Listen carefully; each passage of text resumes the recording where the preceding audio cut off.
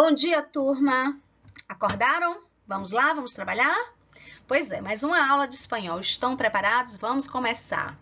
E adivinha o que é que eu trouxe hoje? A gente vai falar sobre o México e eu tenho certeza que há duas coisas que vêm à cabeça de qualquer pessoa quando se fala em México.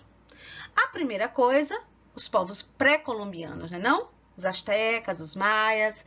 E a segunda coisa, Chaves. É impossível não associar o México à imagem de Chaves ou Chapolin.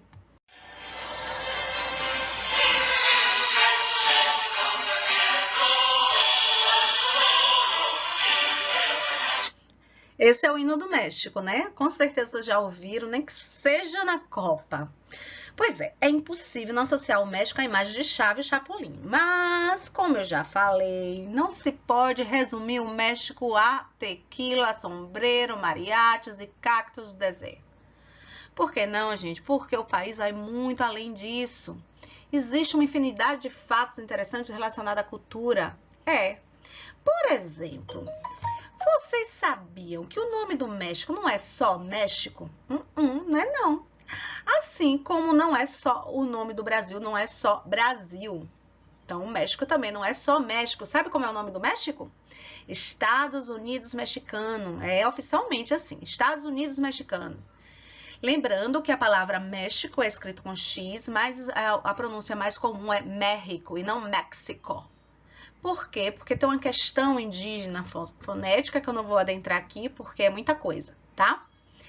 Então, voltando para a história do México, na verdade, um dos principais motivos pelo qual o país é oficialmente chamado assim, adivinha por quê? Vamos pensar? Por que será? Por quê? Por causa da proximidade com o país vizinho, que é os Estados Unidos. Então, Estados Unidos mexicanos. Além disso, a gente pode falar também sobre a localização do México, né, gente? Porque, olha só, eu fiquei, na minha época de criança, pensando um tempão achando que o México ficava central, na América Central. Demorou para eu aprender, viu? Lá na minha infância, demorou para eu aprender que ele não fica na América Central, ele está localizado na América do Norte. Pois é, embora destaque-se economicamente entre os países da América Latina, veja, ele faz parte da América Latina, mas o México ele não está localizado da América Central para baixo, ele está localizado aonde? Lá na América do Norte, junto com os Estados Unidos. Então, ele faz fronteira com os Estados Unidos, ele faz fronteira com Guatemala, ele faz fronteira com Belize.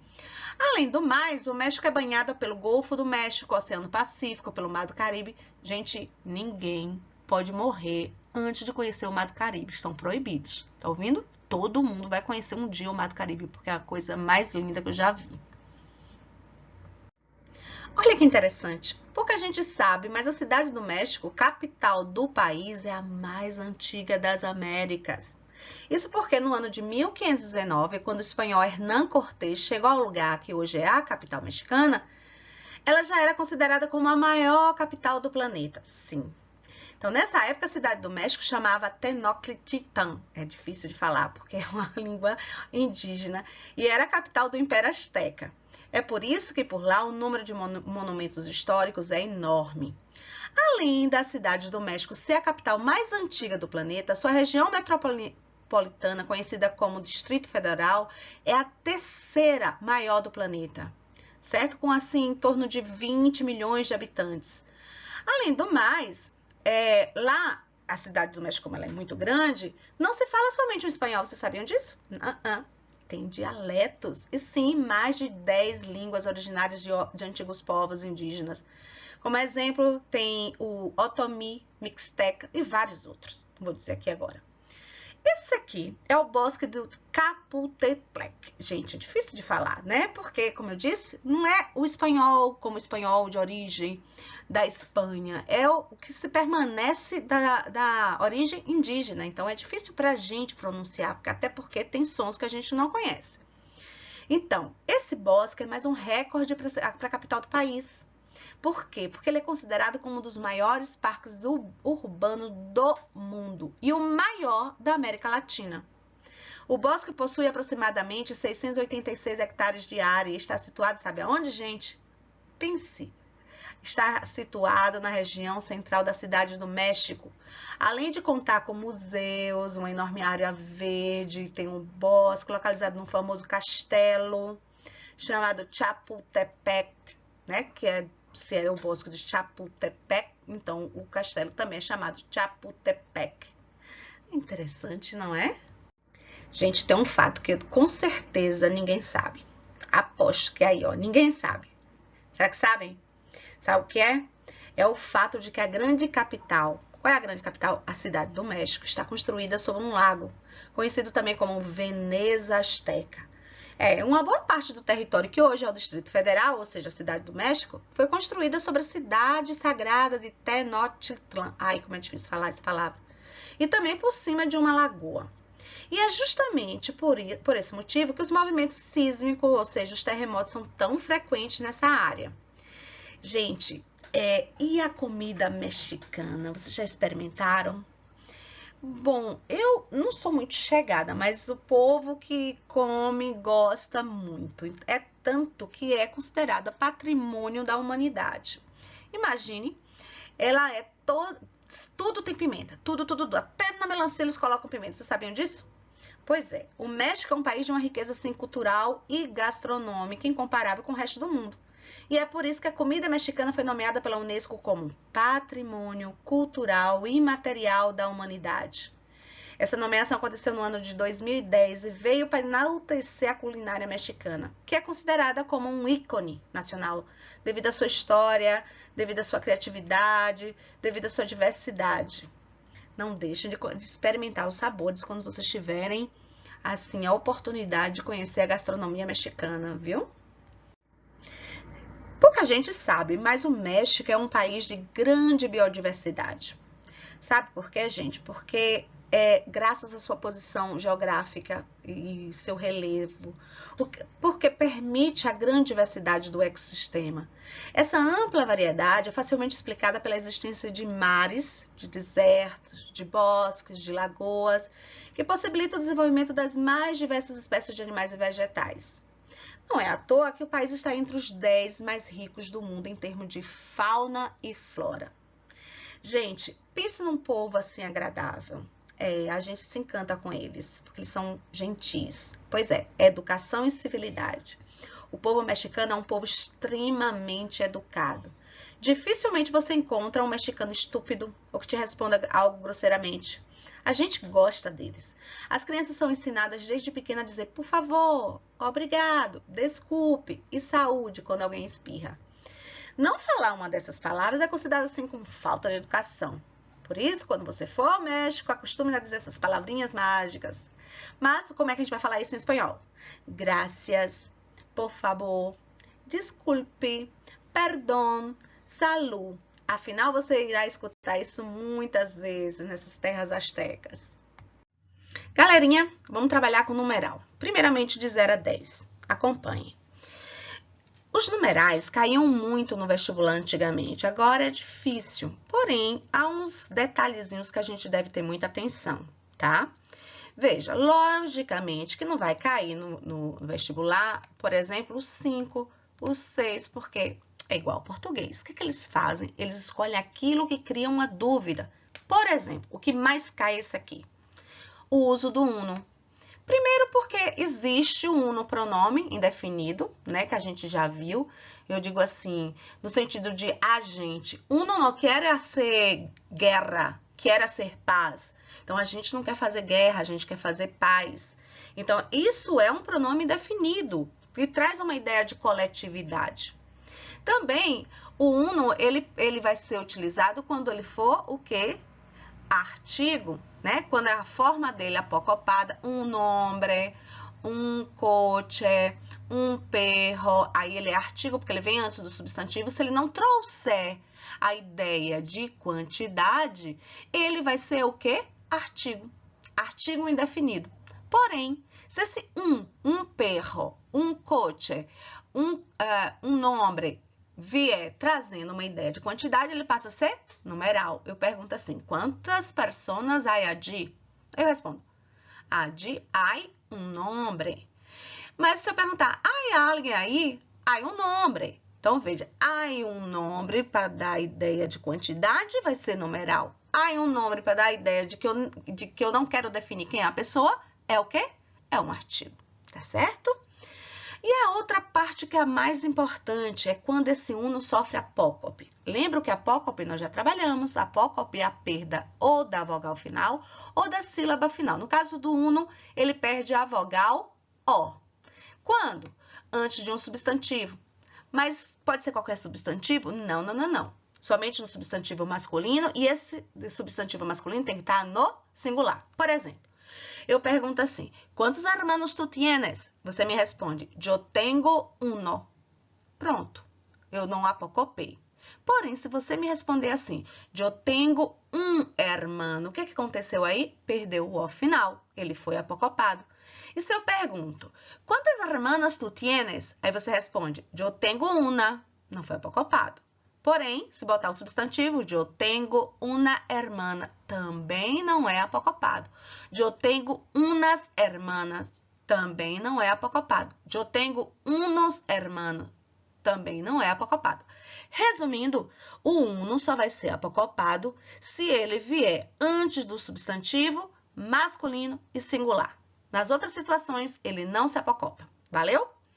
O 2, ele também cai, pouquinho, mas cai. Então, vamos ter atenção, é o seguinte, a única diferença é que você vai usar o mesmo 2 tanto para o masculino como para o feminino. Isso a gente diz que ele é invariável. O que significa ser invariável? Ele não varia. Em português, ele é variável, eu digo assim, ali há 2 homens, ali há 2 mulheres, então o 2 virou 2 no feminino. Em espanhol, isso não vai acontecer. Você vai dizer, allí hay 2 hombres, allí hay 2 mulheres. Então, você vai usar o 2 tanto para o masculino como para o feminino. O 3 é bobagem, porque não tem um acento circunflexo, lembrando que não existe o acento circunflexo. A única diferença é essa.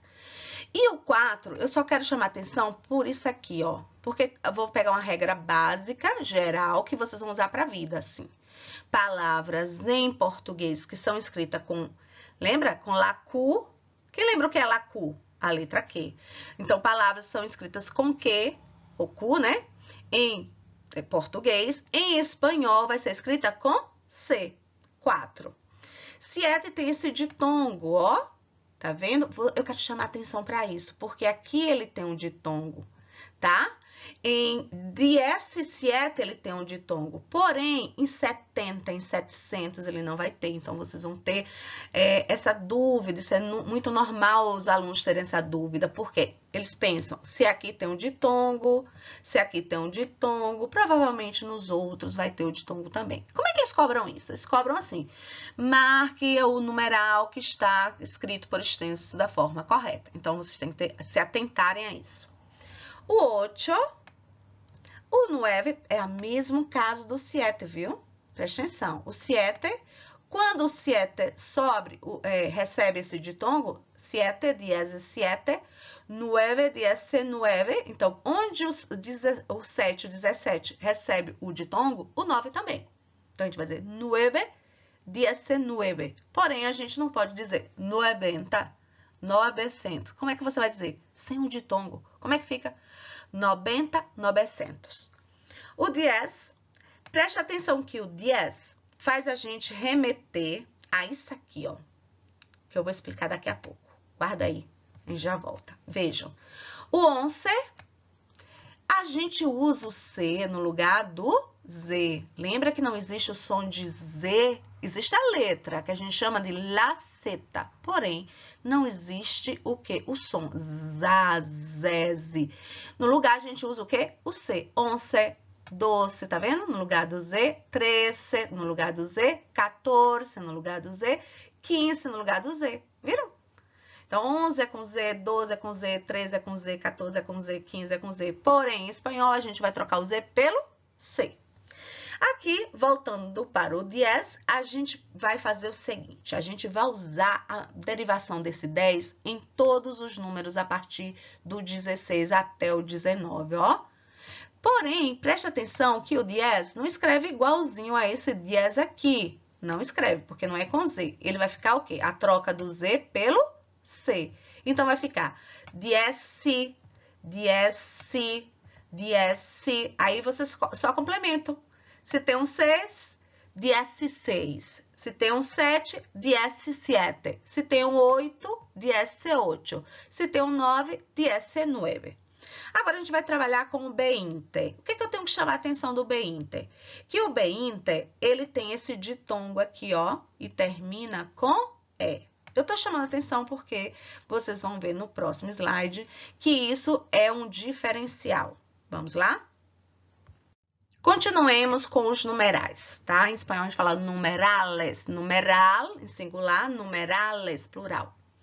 O que a gente vai fazer agora? A gente vai repetir, repronunciando, prestando atenção na pronúncia de cada número, repetir com a professora, tá bom? Vamos lá? Até quando? Até o número 20, porque nós já estudamos no slide anterior. Acompanhe. 0, 1, 2, 3, 4, 5, 6, 7, tem um ditongo, 8, 9, tem um ditongo, 10, 11, com C, 12, com C, 13, com C, 14, com C, 15, com C. A partir do 16, veja que eu botei o 16 de vermelho, por quê? Porque eu quero lembrar vocês que ele começa a ter essa derivação assim, ó, tem o mesmo radicalzinho aqui, ó, igual em todos, ó. Em todos, do 16 até o 19, nós temos essa mesma derivação do 10. 16, 17, 18, 19. Eu pintei aqui os radicais, veja que fica 6, 7, 8, 9. Preste atenção que essa parte do radical 10 escreve diferente do 10. Por quê? Porque a gente vai trocar o Z pelo C. B-Inter. A gente parou no B-Inter e eu chamei a atenção que o B-Inter, você não pode esquecer que tem esse ditongo, porque em português não tem o ditongo, é 20, né? E termina com E. Por que eu falei que termina com E? Porque os seus derivados, vocês vão trocar esse E pelo I. Olha aqui, ó. Tá vendo? Quando for 21, 22, 23, 24, 25, vocês vão trocar o E pelo I. Gente, é diferente do português porque ele forma uma palavra só, junto e misturado. Como assim? B-Inter, é uma palavra só. Em português são 3 palavras. B-Inter, uma palavra, e, segunda palavra, terceira palavra. 22, 3 palavras. 23, 3 palavras. Só que em espanhol, não. Do 21 hasta el 29, vocês formam uma palavra só. Vocês colocam o mesmo B-Inter aqui, em todos, e vão acrescentando os numerais. 1, 2, 3, 4, 5, 6, 7, 8, 9, enfim. Olha, quero chamar a atenção que o B-Inter e todos os seus derivados, e todos os derivados do vai sofrer o mesmo processo de apócope do uno. Lembra como é o processo de apócope do uno? Ele perde o O final antes de um substantivo masculino e singular. Feminino, não. Plural, não. Então, o que acontece? Acontece o seguinte, o uno vira um hombre, né? Já o B-Inter também, vocês vão tirar esse O e aí vocês vão botar um acento, la tilde. Como é que a gente chama? La tilde. O mesmo acento que a gente usa aqui, que a gente chama de acento agudo, como é que a gente chama em espanhol? La tilde. Então, o que vocês têm que fazer? Tira o O final e coloca o acento aqui no U, certo? Beleza? Bom, continuemos. A gente vai usar esse mesmo processo de apócope em todos que tivessem uno. Tipo, sofreu apócope em uno, sofreu apócope em B-Inter uno, vai sofrer apócope em 31, 41, 51 e assim sucessivamente. O B-Inter vira B-Inter, o 31 vira 31, o 41 vira o 41 e assim sucessivamente. Lembrando que o B-Inter é uma palavra só. O 30, do 30 em diante, veja, 30, mas do 30 em diante são 3 palavras. 30, Y, que é o nosso I, 1. 31, 32, 33, 34. São sempre 3 palavras. 34, 35, 36 e assim sucessivamente. A mesma coisa vai acontecer com 40, 41, 42, 3 palavras. Com 50, 51, 52 e assim sucessivamente em todos os outros. 60, 70. Quero chamar a atenção do 70, eu já até falei, vou repetir. O 7 tenho de tongo. O 17 tenho de tongo. Porém, o 70 não. O 9 tenho de tongo. O 19 tenho de tongo. Porém, o 90 não. São essas coisinhas que caem, tá? Como eu já disse, olhe, se não cair no Enem, se não cair no vestibular, com certeza vai cair nas minhas provas. E também no provão do colégio, então fiquem atentos. 80. Aí vejam 100. A gente começa aqui na casa da centena a partir do 100. O 100, ele sofre um apócope, como acontece com o uno. Só que o 100, ele vai sofrer apócope tanto no masculino como no feminino, tanto no singular como no plural, contanto que ele venha antes de um substantivo. Então, eu digo, hay 100 hombres allí. Hay 100 personas aqui. Então, eu digo, quantas personas hay allí? Hay 100 personas. Ele vai ser o quê? Apocopado, porque ele vai vir antes do substantivo masculino plural. 100 personas antes de um substantivo feminino plural. Porém, se ele vier antes de uma palavra que não é substantivo. Por exemplo, hay cientos de sillas en el patio. Então, esse de não é substantivo. Então, você vai usar o quê? Sua forma que não é apocopada. A mesma coisa vai acontecer com as derivações. Vejam bem, eu não vou dizer 101, 102, 103. Eu vou dizer como? A forma que não é apocopada. Como é? 101, 102, 103. Entenderam? Outra coisa muito importante que é muito cobrada é o seguinte. Do 30 até o 99, 30 até o 99, o que acontece? A gente usa o Y para unir a casa da dezena com a casa da unidade. Por que isso acontece?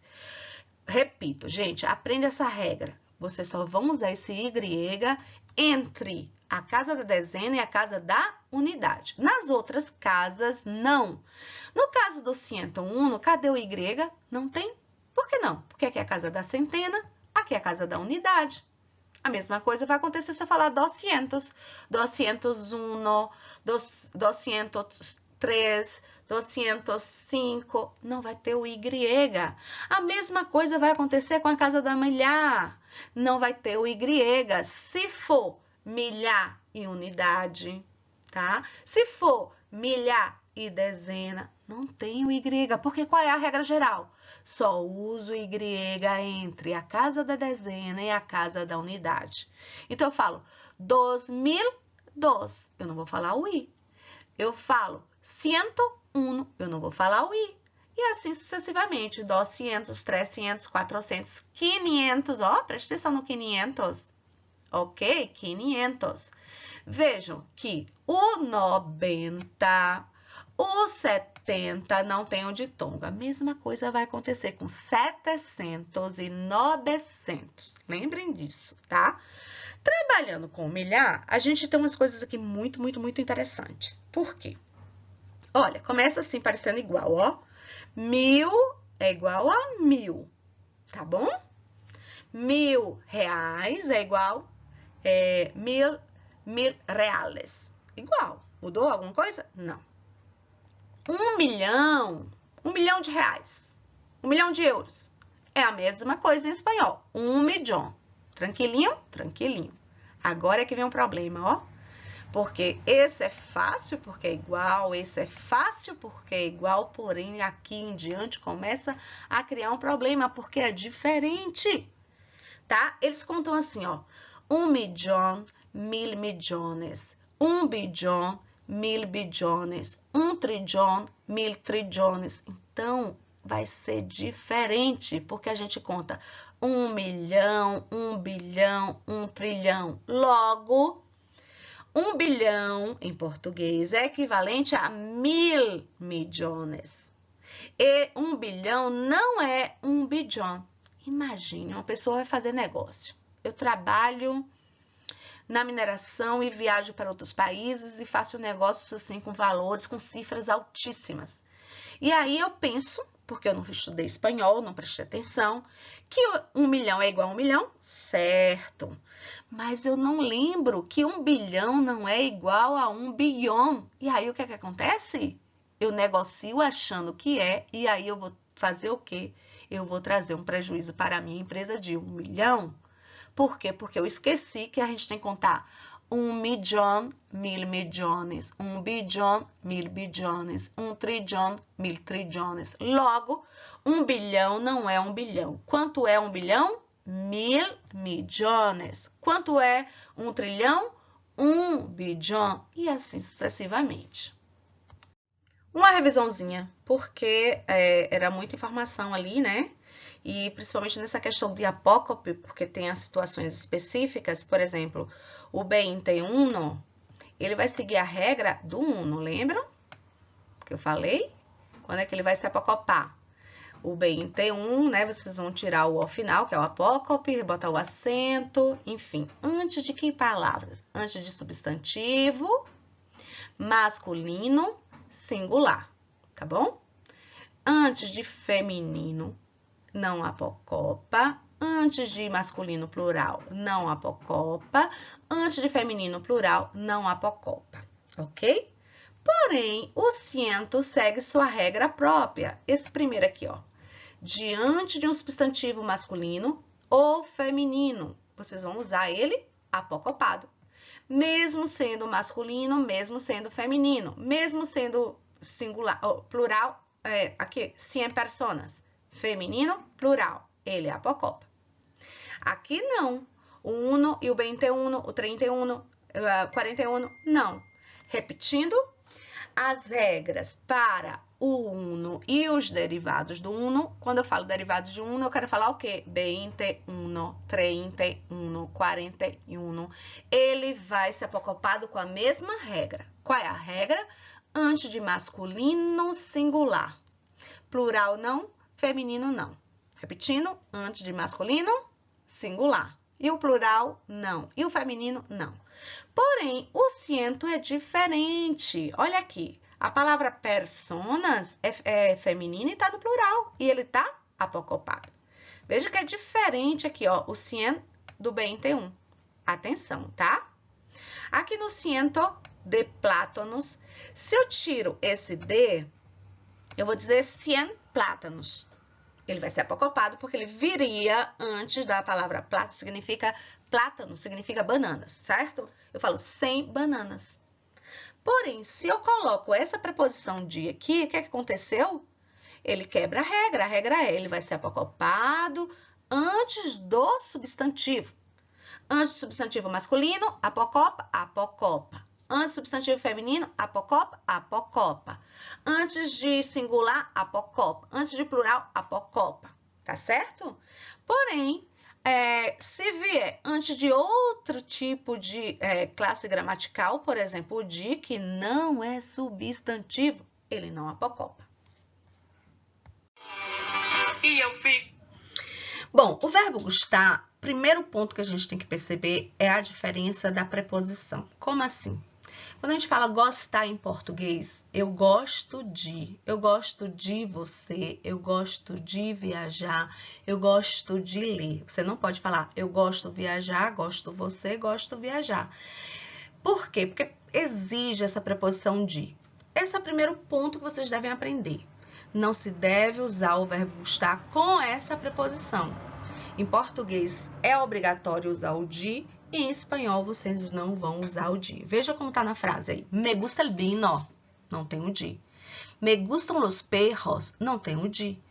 Por quê? Porque em espanhol é diferente do português. Português exige o uso, quando você usar o verbo gostar, vai exigir o uso da preposição de, enquanto em espanhol você não vai usar de forma alguma o de. Beleza? Agora veja. Me gusta el vino. El vino é o sujeito dessa oração, diferente do português. Em português seria o objeto. Como eu disse, vocês ainda não estudaram o que é objeto direto e indireto, vocês vão estudar mais para frente. Porém, tenha isso em mente. O objeto seria o que a gente responde o quê? Eu gosto do quê? Eu quero o quê? Essa resposta do quê ou do quê vai ser o objeto. Tenha pelo menos essa ideia em mente, certo? Porém, em espanhol, como você não pode usar o de, né? Não pode usar o de, o que vem depois vai ser o sujeito da oração. De início, quando a gente olha, a gente vê esse mi, pensa logo, o sujeito é o mi representando o ju. Só que não. Me gusta el vino, o verbo gusta tá no singular porque ele está concordando com o sujeito. Só que o sujeito não é o mi. O sujeito é el vino. O sujeito vai ser a coisa que vem depois do verbo. Se essa coisa que vem depois do verbo estiver no singular, ele vai concordar com o verbo no singular. Se estiver no plural, o verbo vai ter que concordar com ele também no plural. Veja, se eu pego o sujeito, que é el vino, e passo para o plural, vai ficar los vinos. Então, o verbo gustar, ele vai ter que passar para o plural, vai ter que ficar assim, me gustan los vinos, como está lá embaixo, vejam. Me gustan los perros. Los perros significa cachorros. Los perros é o sujeito, e esse sujeito está no plural, por isso o verbo gustar também tem que estar no plural. Veja que está gustam. Esse N, ele é a desinência que marca o plural do verbo, ok? Resumindo, verbo gusta no singular, sujeito no singular. Qual é o sujeito? É o que vem depois do verbo. Verbo gusta no plural, que é o N, marca o plural. O sujeito que vem depois vai ter que estar no plural. Ok? Beleza? Olha ao lado. Tem assim, a mim me gusta mais infinitivo. A mim me gusta mais substantivo singular. A mim me gustam mais substantivo plural. É uma dicasinha. Pensar assim, se vem um infinitivo, que é infinitivo, são os verbos terminados com AR, R e R. Estudiar, bailar, blá, são verbos que são no infinitivo. Então, toda vez que você for usar o infinitivo, você vai usar o gusta no singular. A mim me gusta estudiar. A ti te gusta hablar. A ele le gusta trabalhar. Embaixo tem a mim me gusta substantivo singular, foi o que eu terminei de explicar. Se o substantivo está no singular, o gusta vai estar no singular. Se o substantivo estiver no plural, o gusta vai estar no plural. Então, o substantivo singular, no caso, é la paella. Lembra o que é la paella? Você já conhece do ano passado. La paella é um prato típico da Espanha.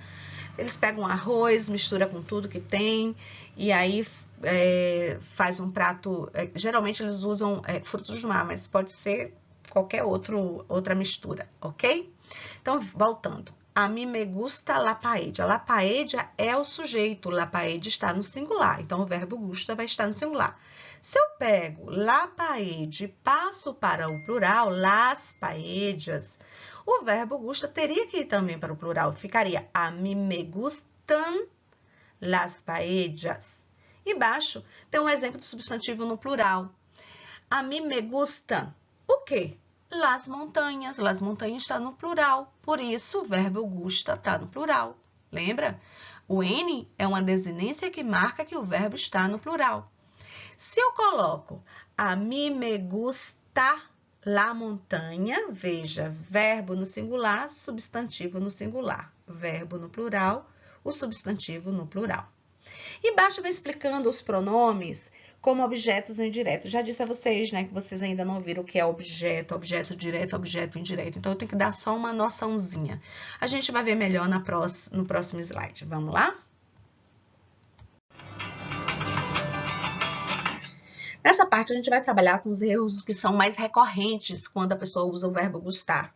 Sabe aquelas pessoas que acham que eu não preciso estudar espanhol, porque o espanhol é parecido com o português, aí falam um portunhol, sempre acabam incorrendo nestes erros aqui, certo?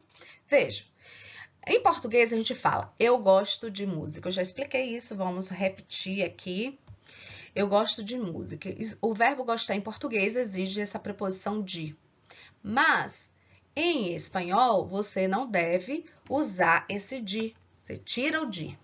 Fica, me gusta la música. Aí vai ficar certo, beleza? Em português, você diz, eu gosto de doce.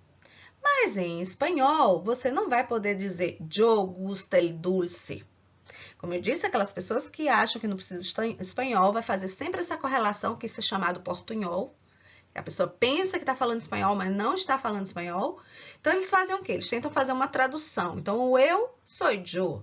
Gosta é gusta. Doce é dulce. Pensa que está falando certo, yo gusta el dulce. Só que não. A estrutura do verbo gustar é diferente. Eu vou explicar neste instante como a gente vai usar os pronomes que têm a função de objeto indireto. Porém, a primeira coisa que vocês têm que pensar, ter em mente, é que você não vai traduzir o eu pelo yo para ser utilizado com o verbo gustar, porque vai ficar errado, certo? Então, não pode usar o yo gusta, o tu gusta, ele gusta, não pode, tá errado. Tem uma outra estrutura.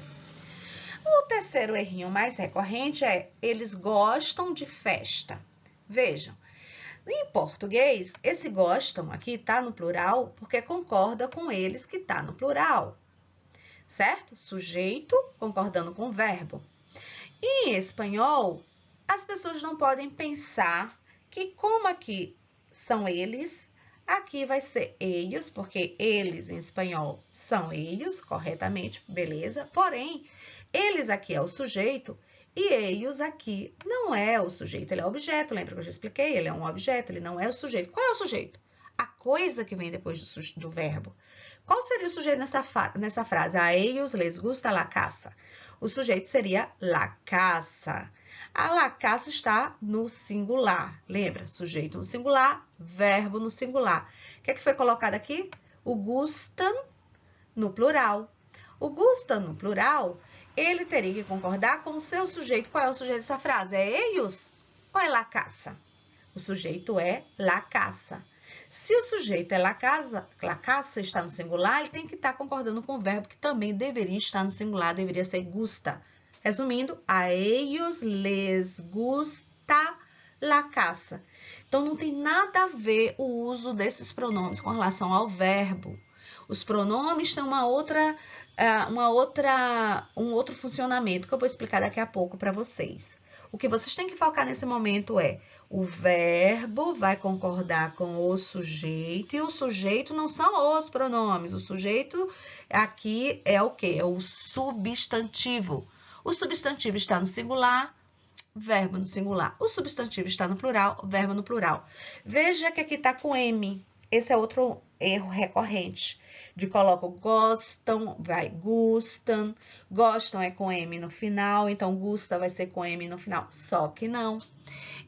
Eu já falei na aula passada, vou repetir aqui, que a regra geral, veja que há exceções, a regra geral é que não existem palavras em espanhol que terminem com M.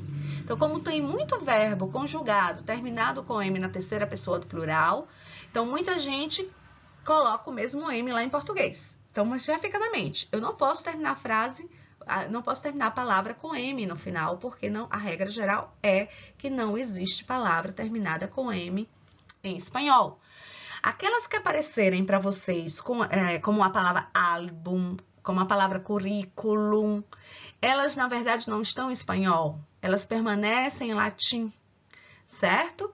Então, é por isso que nessas palavras você vai utilizar o M no final. Mas, regra geral, qual é? A palavra está terminando com M, o que é que eu faço? Eu tiro o M e coloco o N. Valeu? Passemos para o próximo.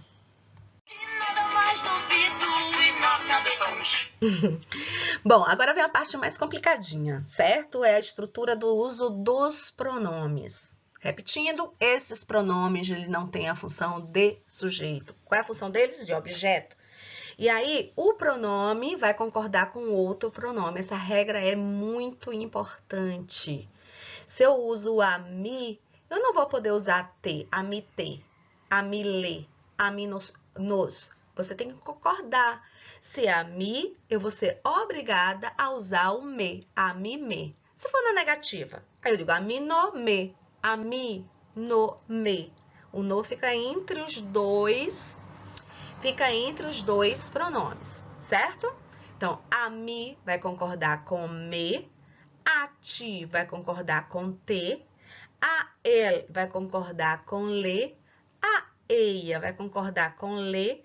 Veja que ella, na Argentina, eles vão dizer a ella, é o sotaque deles. A ella, le, a usted, le, a nosotros, nos, a nosotras, nos, a vosotros, os, a vosotras, os.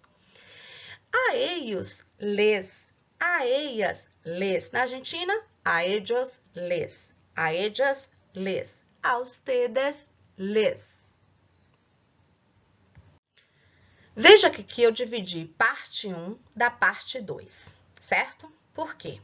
Porque essa parte 1 vai ter a concordância do pronome com o outro pronome. A parte 2 nada tem a ver com a parte 1. Então, a parte 1 está comprometida com a concordância, mas uma concordância entre os pronomes. Sabe? Os pronomes que são objetos. Na parte 2, nós vamos ter o verbo gusta, gusta no singular, gusta no plural, que vai concordar com o quê? Com o seu sujeito. Quais são esses sujeitos? Pode ser um infinitivo, pode ser um substantivo no singular ou pode ser o substantivo no plural. Então, o verbo gusta vai ser sempre gusta se vier depois o infinitivo. Gravem isso. Sempre vai ser gusta se vier depois o infinitivo. Olha aqui o exemplo. Nadar, estudar, correr, dormir. Gusta nadar, gusta estudar, gusta correr, gusta dormir. Se o substantivo estiver no singular, gusta no singular. El futebol, gusta la playa, gusta la canción, gusta tu dibujo. E no plural, gusta vai concordar com o substantivo no plural. Gustan los libros, gustan los perros, gustan las clases, gustas tus ojos. Agora, finalizando, a gente pega a parte 1, junta na parte 2 e aí a gente conseguiu fazer o período. Vejam. A mí me gusta nadar. Ou eu posso dizer, a mí no me gusta nadar. A ti te gusta estudar. Ou eu posso dizer, a ti no te gusta estudar. A él le gusta correr. Ou posso dizer, a él no le gusta correr. A ella ou a ella le gusta dormir. Ou posso dizer, a ella no le gusta dormir. A usted le gusta el fútbol. Ou eu posso dizer, a usted no le gusta el fútbol. A nosotros nos gusta la playa. Ou eu posso dizer, a nosotros no nos gusta la playa. A ellos no les gustan los libros. A ellas no les gustan los perros. E assim sucessivamente. Perceberam? Revisando, a parte 1 é independente da parte 2. Que parte 1 é essa? Um pronome concorda com outro pronome. Então, se eu uso a mim, obrigatoriamente eu tenho que usar um me.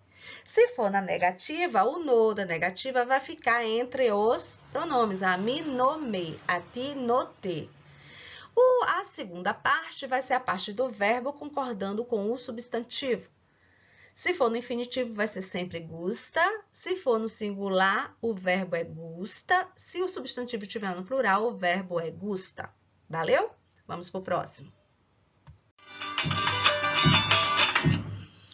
Aqui são os erros mais recorrentes ao utilizar os pronomes, certo? Veja, eu posso dizer, a mí me gusta trabalhar.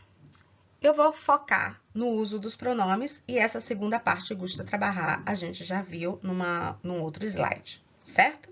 Então, vejam, se eu uso a mim, obrigatoriamente eu tenho que usar me, tá certo? Não está errado, pode ser usado assim. Eu posso usar essa forma, a mí me gusta trabalhar, como eu também posso usar me gusta trabalhar solamente. Vejam, eu posso usar essa estrutura de a mim, me, a ti, te, a ele, mas não é errado eu usar somente um pronome. Me gusta te gusta, le gusta. Então, me gusta é tão correto quanto a mim me gusta. Valeu? Agora, o que é errado é o seguinte. Você não vai fazer a concordância quando você utilizar dessa forma. A mim te gusta trabalhar. Jamais façam isso. Isso não é possível. A mim te, a mim le, a mim se. Não pode. Ok? Valeu? E para finalizar a compreensão do verbo gostar, nós temos o seguinte.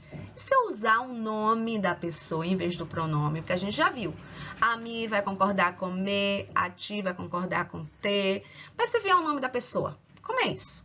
A Pedro le gusta trabalhar. Eu usei o nome de Pedro, mas eu poderia aqui ter usado o pronome substituindo Pedro. Quem é Pedro? Sou eu? É tu? É ele? Quem é Pedro? Ele. Então, a ele. Então, Pedro pode ser substituído pelo pronome ele. Então, a ele, valeu? Ou seria a usted le. Então, vejam, eu posso usar o nome de Pedro aqui, eu posso usar o nome de duas pessoas, Pedro e Juan. A Pedro e Juan les. Pedro e Juan são duas pessoas, plural vai concordar com o pronome les, no plural. E se for yo e Pedro? A mí y Pedro. Aí eu vou fazer o quê? Nosotros. A nosotros, nos. Então, resumindo, é tão certo você dizer a Pedro le gusta quanto você dizer a ele le gusta. O ele aqui está substituindo a palavra Pedro. Certo? Se fosse a Maria, seria como? A ella le gusta. Então, ambas as formas são corretas. Ok? Vamos para o próximo. E, já chegando ao final da nossa aula, eu tenho que lembrar vocês que vocês têm que pegar e estudar para avaliação, certo? Que vai ser na próxima sexta-feira, no dia 29. O que é que vocês vão estudar? Vocês vão estudar os verbos no presente do indicativo, o verbo ser e o verbo estar, que, por sinal, eu acredito que vocês já estudaram, porque eu já tinha marcado tudo isso para a gente fazer o teste. A gente vai fazer o teste na quarta-feira, dia 18 de março, e aí com a quarentena a gente acabou não fazendo. Então, esses assuntos, boa parte, já era para ter sido feita uma avaliação. Como não foi possível lá, a gente vai fazer cá. Detalhe, caso vocês tenham dúvida, gente, e logicamente vocês viram que não tinha como eu trabalhar tudo hoje, né? Todos os assuntos hoje. É um acúmulo muito grande, já que a gente não pôde fazer aquele teste. E a gente não fez logo porque a gente estava contando que ia voltar rapidamente da quarentena. Infelizmente, foi se prorrogando e foi se acumulando os assuntos. Porém, estou contando que vocês já estudaram esses assuntos mais basilares, assim, e os novos. Os novos eu trouxe fazendo uma revisão. Então, olhem, vamos imaginar que vocês esqueceram. Os assuntos já estudados, feito exercício, revisado pela professora, papapá. O que vocês vão fazer, gente? Vocês podem buscar os vídeos que a gente passou, as videoaulas da professora, né? Tem um vídeo só de revisão com o verbo ser e estar. Procura aí, nesses anteriores. Tem um outro só com o verbo ter e ai, tem um outro com o verbo que sofre de tongação, outro que trabalha com os verbos terminados com o IR. Então, olha, a vantagem é que vocês têm esse material em mãos e que vocês podem repetir uma vez, duas, três, até aprender. Tem gente que aprende mais facilmente, assim, ouvindo, vendo, do que só lendo. Então, agora tem essa vantagem, porque vocês têm essas aulas gravadas e que vocês podem ir lá repetir quantas vezes vocês precisarem. O verbo gostar, a gente também tinha estudado, já era um assunto para fazer o teste, mas eu trouxe aqui hoje porque eu não tinha feito essa revisão durante esse período. A gente tinha feito exercício, né? Mas eu não tinha feito uma videoaula explicando isso. Então, eu trouxe agora para poder fixar. É muito importante o verbo gostar, porque sempre cai no vestibular. Outro assunto que sempre cai no vestibular são os apócopes. Eu esqueci de falar dos numerais, eu trouxe hoje. Como eu disse, os numerais, ele não é um assunto que tem caído muito, não. Já caiu bem mais, sabe? Por isso eu deixei para dar agora na última aula, porque é um assunto que eu vou botar nessa avaliação, mas como não vem caindo direto no vestibular, não sinto assim, tanto peso no estudo com relação ao assunto. Mas vocês precisam aprender, né? Faz parte da necessidade de vocês aprenderem, independente de ter certeza que ele vai cair no vestibular ou não. De qualquer forma, é certeza que ele vai cair na minha prova. E aí eu trouxe a aula hoje, né? Como ele tem uma relevância menor, então não precisa de tanta revisão assim. O apócope, sim, vocês têm que ter muita atenção. Como eu disse, a gente não trabalhou todas as situações de apócope, nós nos prendemos mais no uso dos pronomes indefinidos. Por exemplo, a gente não trabalhou com o uso do apócope com o mucho. Mucho enquanto advérbio, mucho enquanto adjetivo, porque é um assunto que cai muito no vestibular e exige muita atenção, e eu vou trabalhar nas próximas aulas, vai ficar para a próxima unidade. E os pronomes, porque se a gente está trabalhando com verbo, toda semana praticamente teve verbo, né? A professora pediu para vocês conjugarem, vocês já estão até assim enjoados. Não tem como vocês conjugarem os verbos se vocês não sabem os pronomes, né? Jo, tu, preste atenção que o tu é com acento, tu significa tu mesmo, o tu sem acento significa teu.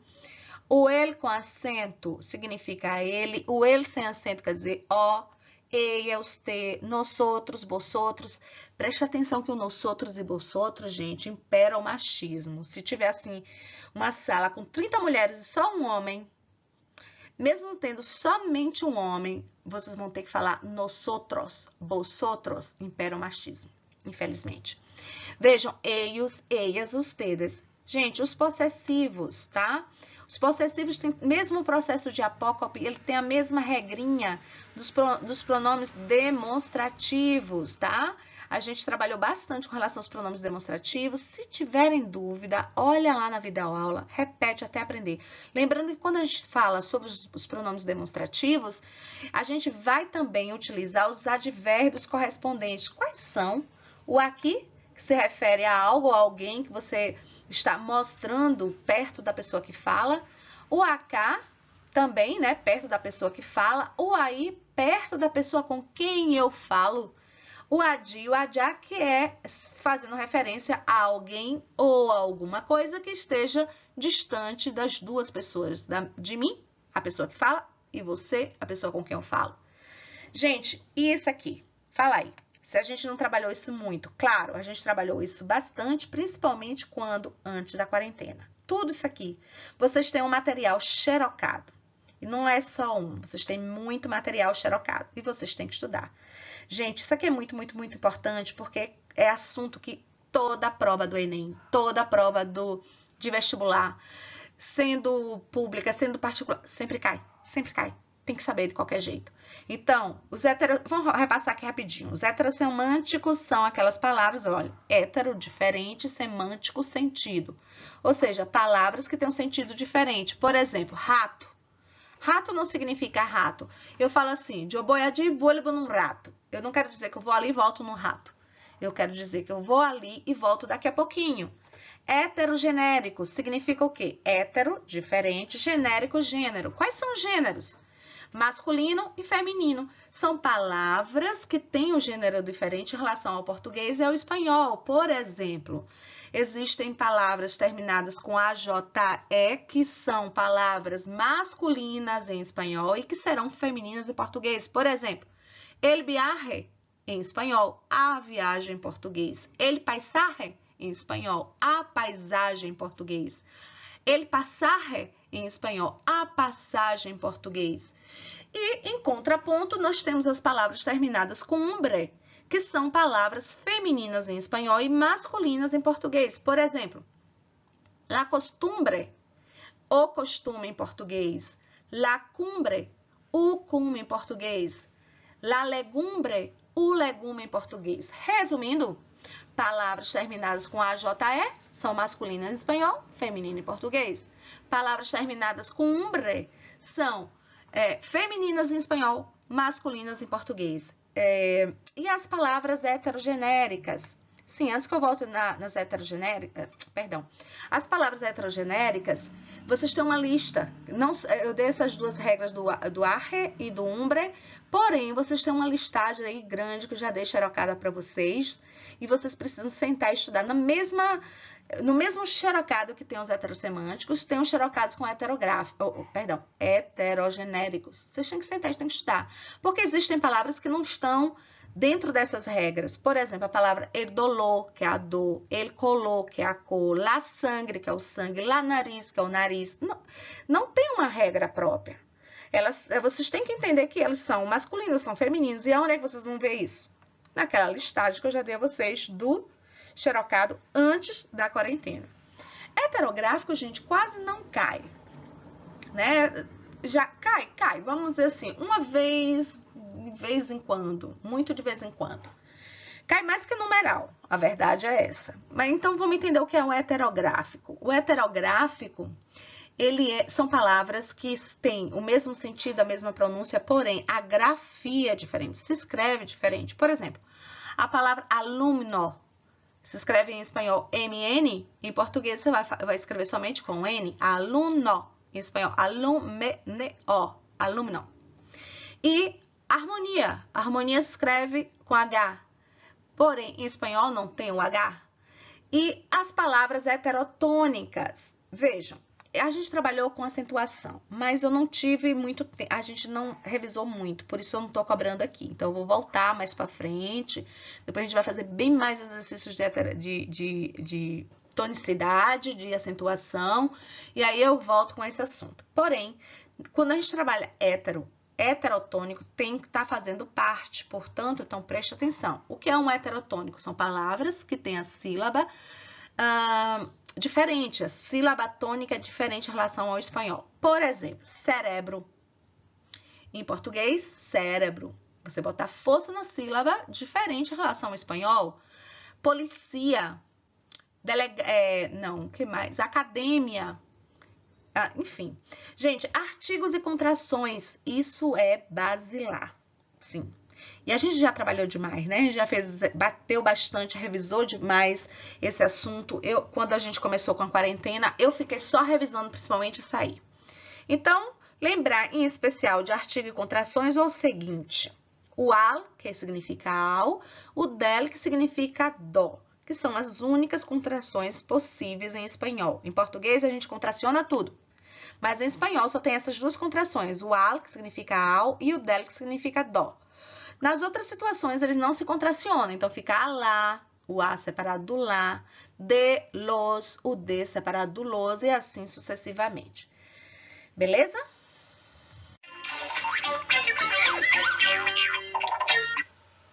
E, gente, acabou a aula. Que pena, né? Não esqueça de se inscrever no canal, comentar, já sabem, né? Que é assim a forma que a Proti sabe, quem tá acompanhando a aula aí.